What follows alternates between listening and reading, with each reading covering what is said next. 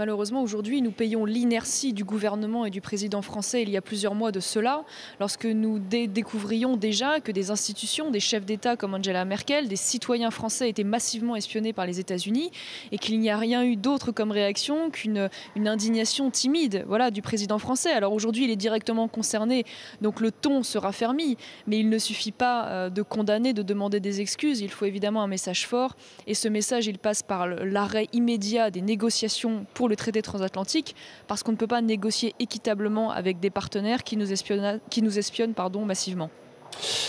Pour autant, on a le sentiment évidemment que les États-Unis ont visiblement continué à espionner les plus hauts dirigeants et que quelle que soit la réponse, la balle est dans leur camp. Évidemment qu'ils continuent puisqu'ils se heurtent simplement à des mots.